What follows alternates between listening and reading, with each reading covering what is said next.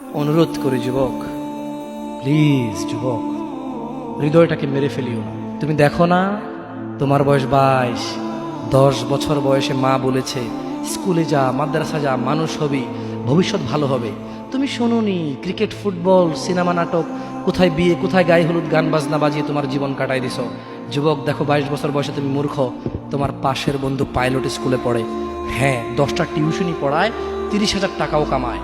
হ্যাঁ, তুমি যাকে বিয়ের প্রস্তাব দিচ্ছ কেউ রাজি নাই, ওর জন্য 5টা ঘর আসে, ওর মা বলছে এখনো ছোট, আরো পড়াশোনা করুক, আর তুমি বিয়ের জন্য হন্য হয়ে খুঁজতেছ। কোনো রিক্সাওয়ালা তোমাকে মেয়ে দিতে রাজি?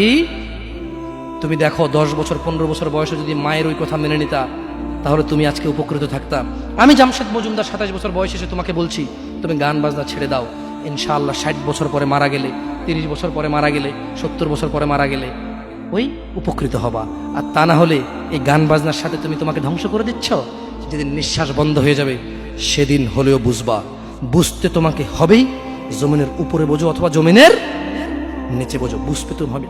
শোনো, আল্লাহ কোনো কিছু বলেছে আর তুমি বুঝবা না, আহা হা, পার পাওয়া যাবে না। তবে তোমাকে বলি, যা করেছো করেছো, যা গান বাজনা শুনেছো শুনেছো, এবার আল্লাহকে ভয় করে সব ছেড়ে ইস্তেগফার করো। বলো, আল্লাহ আমাকে ক্ষমা করেন, আমার এই 2 কানে গলিত সীসা ঢালিয়েন না ইয়া আল্লাহ। ইয়া আল্লাহ, আজকে আমি উপলব্ধি করছি, আল্লাহ আমি আর কখনো বাদ্যযন্ত্র দিয়ে নিজেকে আনন্দিত করব না।